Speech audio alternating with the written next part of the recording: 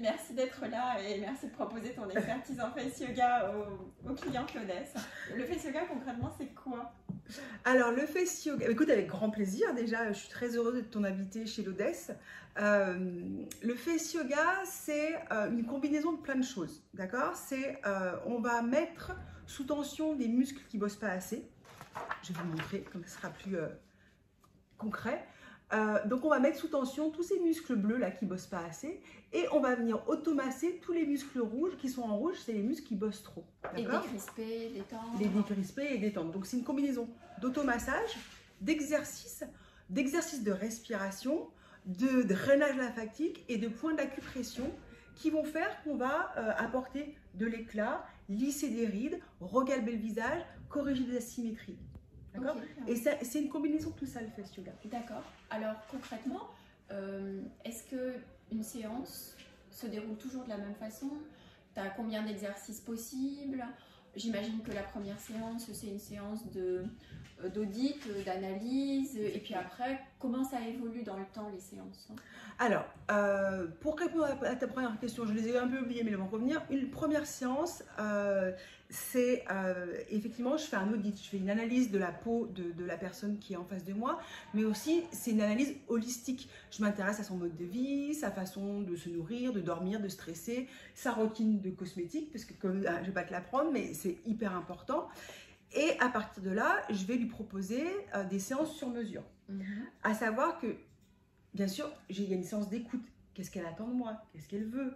Quels résultats elle espère? Parce que parfois, moi, je vais me dire, oh, là, il faut qu'on corrige la ride du lion absolument. Et puis elle, c'est le bas du visage qu'elle a envie de travailler.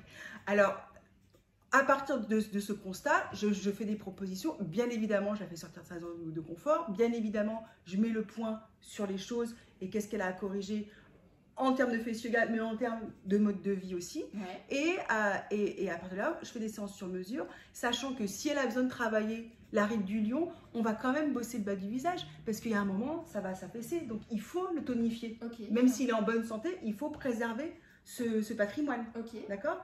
Et tu m'avais posé une autre question. Tu as un panel de combien d'exercices possibles sur... Tu vois? Alors moi j'ai fait une formation assez longue avec une japonaise qui est une des pionnières dans le face yoga. La formation, pardon, je te coupe, dure combien de temps? Alors moi j'ai fait une formation qui a duré 6 mois, mais tu peux trouver des formations qui durent 48 heures. Bien évidemment, à mon sens, ça n'a ni queue ni tête. Déjà 6 mois, c'est quand tu sors de là, tu sais pratiquer, mais c'est un travail de tous les jours. C'est-à-dire que moi, je me nourris tous les jours, je vais chercher des informations, je me forme tous les jours sur plein de choses. Oui, je me souviens que tu t'étais formée en drainage lymphatique. Drainage lymphatique, parce que je trouvais que ça n'avait pas été assez loin dans ma formation. Bah, grâce à toi, je me suis formée en face taping, c'est l'art de scotcher, de poser des scotch pour jouer à tellurite, c'est vachement bien. Mais ça, c'est complémentaire. C'est complémentaire, bien sûr, tout est complémentaire. Tout est complémentaire. Et il n'y a pas de trouver la bonne combinaison pour chaque personne. Voilà, et puis qu'est-ce que tu as envie de faire et de pas faire? Parce qu'il y a un moment, tu ne peux pas tout faire non plus. Donc, qu'est-ce que je choisis? Et moi, c'est 60. Donc, j'ai appris à peu près 70 pauses avec Fumiko. Mais moi, tous les jours, j'en rajoute.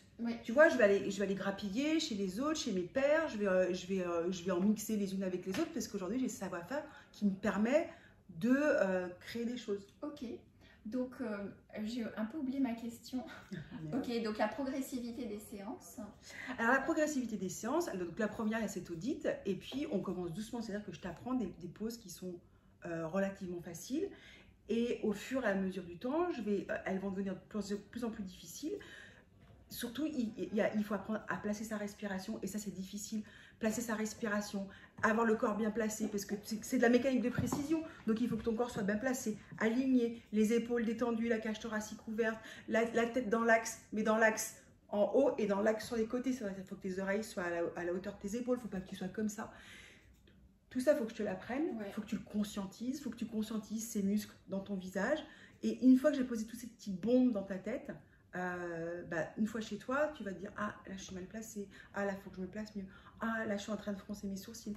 Et tu emportes chez toi des exercices à faire simples, et quand tu es avec moi, je te fais des exercices beaucoup plus complexe.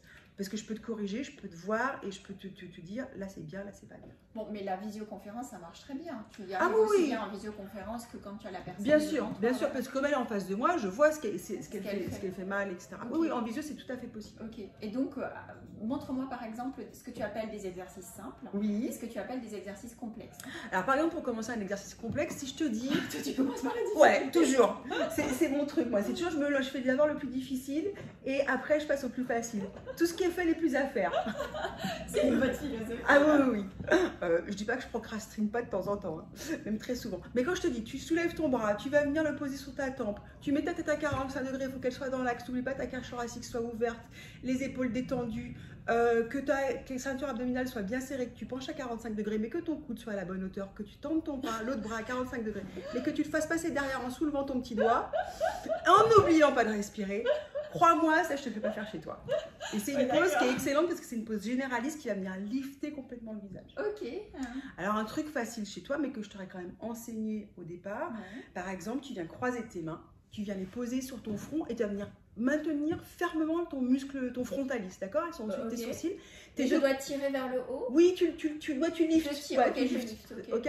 Et tes coudes sont à la même hauteur. Hein. T'en as pas un comme ça. Tes deux Ouais. coudes sont à la même hauteur. Ta cage thoracique ouverte, les épaules sont détendues. T'es pas comme ça parce Ok. que ça t'es contre-productif. Et tu vas venir ouvrir tes yeux le plus grand possible et tu vas venir faire tomber ta mâchoire. Aussi, c'est pas ouvrir la bouche, c'est faire tomber la mâchoire. Et l'exercice est différent. Et tu viens coller tes lèvres sur les dents, fermement. Okay. Et tu fais un grand O. Oh. Donc c'est haut, c'est pas ça, c'est pas un truc, c'est pas comme ça. C'est comme ça. Ok. Oh. Faut faire O. Non, t'es obligé de faire. Ok. Et tu ouvres tes yeux le plus grand possible. Et t'oublies pas d'inspirer, d'expirer. Ah oui, effectivement, c'est bien de le préciser parce que j'avais un peu bloqué ma respiration. Et ça, par exemple, ça sert à quoi? Ça, alors, tu vas rester 10 secondes dans cette position, tu l'as fait 3 fois de suite. Il y a plein d'alternatives. C'est-à-dire que après, tu vas cligner des yeux, après, tu vas regarder à 45 degrés. Et ça, tu vas lisser. C'est une position qui est assez généraliste. Okay. Tu lisses le nasogénien. Ouais. D'accord? Tu vas venir travailler le muscle orbiculaire. Tu apprends à mobiliser ce muscle frontalis qui bosse trop. Okay. D'accord? Donc, tu t'apprends à le mobiliser. Tu travailles le muscle, l'orbiculaire, d'accord? Ouais. Tu travailles le nasogénien. D'accord. Okay. Okay. Donc c'est une position qui est assez générale et comme tu respires et que tu inspires, tu oxygènes le sang et les cellules et tu y gagnes en luminosité. Ok, bien. Mais alors, est-ce qu'il y a des zones où ça marche mieux que d'autres? Ouais. Est-ce qu'il y a des visages sur lesquels ça marche mieux que d'autres? Et est-ce qu'il y a des âges auquel ça marche mieux que d'autres? Bah c'est comme tout, si tu commences à 25 ans et que tu commences, c'est comme le sport, hein, et que tu entraînes tes muscles à rester ferme et à conscientiser ces muscles qui bossent trop, et bah c'est plus facile que quand tu commences à 50 et c'est toutes ces mauvaises habitudes où tu viens froncer, où tu serres la mâchoire, c'est plus difficile. C'est plus difficile d'enlever ces mauvaises habitudes que tu as depuis 40 ans. Ouais. Donc oui, tu peux commencer tôt. Après, toutes les peaux ne réagissent pas de la même manière. Hein. Tu as ton patrimoine génétique où il y a des filles qui vont faire les mêmes exercices et qui vont pas réagir de la même manière. Mais ça, c'est la façon dont réagit ta peau. Et après, il y a ton assiduité. Et les zones? Il y a des zones qui vont mieux avoir de meilleurs résultats que d'autres. Oui, moi je trouve que l'ovale du visage, ça se bosse très très bien. Ça, c'est bien génial parce que ça, c'est vraiment un point difficile en cosmétique. Et là, vraiment, il y a des bons résultats. Ouais, moi je trouve qu'il y a des super des résultats. Tu as bien galbé, à remodeler tout ce bas du visage. Le nasogénien, le pli d'amertume, tu t'arrives à bien le bosser aussi. Ce qui est très difficile, à mon sens, c'est la ride du lion. Pour toi. Pour moi. Et oui, après, ça va dépendre de chacune. C'est comment on sollicite nos muscles. Parce qu'il y a des filles qui ne sollicitent pas du tout ce muscle-là. Ou qui ne sollicitent pas du tout celui-ci. Et du coup, ça dépend vraiment des c'est vraiment du sur-mesure. Oui, d'accord. Okay. Et puis de comment tu es assidu. Si tu fais ça une fois tous les 15 jours, si tu fais ça tous les jours, les résultats ne sont pas les mêmes. Et puis ton mode de vie derrière. Tu vois, si tu fumes, si tu vas au soleil, si tu picoles, c'est moins efficace que si tu fumes pas et que tu fais gaffe au soleil. Alors par exemple, sur l'ovale où tu dis qu'il y a des bons résultats, est-ce qu'il y a des exercices faciles à faire? Oui. Montre-moi par exemple. Et tu vas lever ta tête. Alors, il ne faut pas qu'il y ait de douleur dans la nuque. Hein, ça aussi, je vous l'apprends. Mais tu vas lever ta tête le plus possible. D'accord? Sans douleur dans la nuque. Si il y a des douleurs dans la nuque, on va le faire de façon différente. Et puis, tu vas venir tirer ta langue comme si tu voulais lécher ton nez. N'oublie pas d'inspirer et d'expirer. La cage thoracique est ouverte, les épaules sont détendues. La ceinture abdominale est ferme. Et tu vas regarder, et attention, tu regardes le plafond. Tu ne regardes pas devant toi, tu regardes le plafond. Et en regardant le plafond, tu engages le muscle orbiculaire d'une façon différente que si tu regardes devant toi. D'accord? Donc, il est plus engagé. Et tu vas venir lécher ton nez. Tu restes 5 secondes. Et après, tout doucement, tu vas venir bouger ta langue à gauche ou à droite.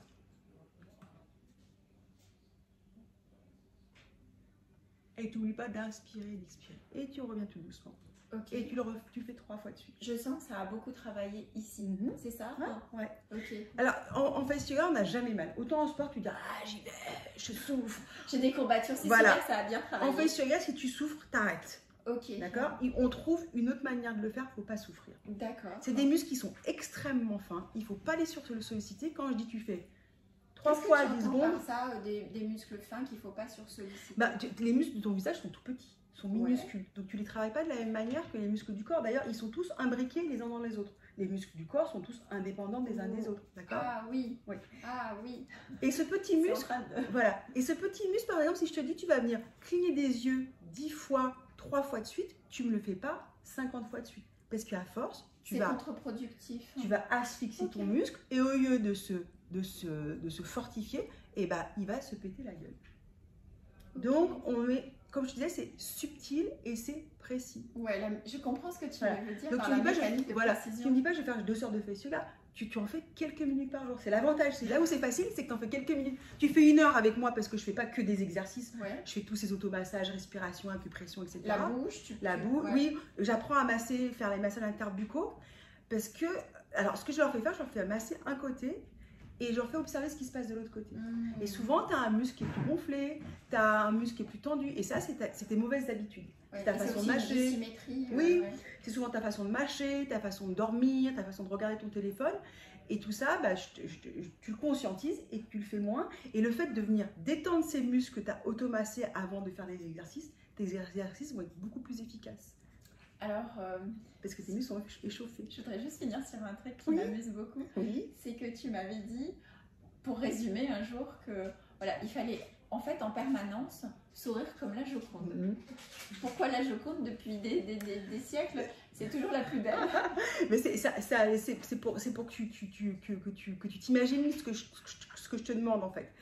En gros, quand on est au repos, on a souvent tendance à solliciter ces muscles abaisseurs. Donc du coup, on va abaisser la bouche, donc faire augmenter le flux de l'amertume. Ceux-là, c'est ça. En fait, tu parles de ça. Okay, eux-là, d'accord. Donc en rouge, ça travaille trop. Ça travaille trop, et du coup, plus de l'amertume, plus de la marionnette. Et l'idée, c'est que quand tu ne parles pas, donc ça, là. Ouais. Ok. Voilà. Ok. C'est d'avoir un espèce de sourire, de début de sourire. Parce que si tu souris trop, c'était comme ça. Il faut sourire. Comme ça. Mais voilà, si tu souris comme ça, là, tu crées des plis et là, tu crées la patte doigt. Oui. Surtout à nos âges, ça marque tout de suite. Mais si tu viens juste mettre sous tension le petit muscle qui s'appelle le risorius. Le risorius. Voilà, tu mets sous tension un tout petit peu. Ah oui, ok. Et bien au lieu de bosser cela, tu bosses celui-ci et tu liftes ton sourire. T'empêches la chute de l'Empire romain, là, tu vois. Et c'est vilain quand on... Arrête de me faire rire. Non, mais il faut rire, c'est hyper important. C'est la clé, hein, rire. Mais tu vois, quand tu vieillis, quand tu n'as plus de l'amertume, ça rend triste, ça rend fatigué, ça rend sévère. Ouais. Il faut... Et des exercices pour lifter le sourire, j'en ai plein. Regarde. Oui, je suis sûre que tu en as plein. Tu veux dire qu'on va aller manger japonais? Non, je veux dire que tu coinces un stick dans tes dents. Voilà. Ouais. Tu fais un sourire. Le sourire est à la même hauteur. Comme ça, tu liftes les deux côtés. Ça. Et puis lève un peu le menton. Et ça. Ah, ok, ça entraîne. Ça fait lifter ton sourire. À venir travailler dans ce sens. Je vous la raconte vite fait, elle est un peu plus technique que ça, mais ça lifte ton sourire. Bon, j'ai compris. Mécanique de précision, holistique, assiduité. Oui. Et surtout bonne humeur. Et fun, surtout fun. Il faut que ça, on s'amuse. Mais comment on fait plein de grimaces? En général, tu te marres. Merci Nelly. Avec plaisir.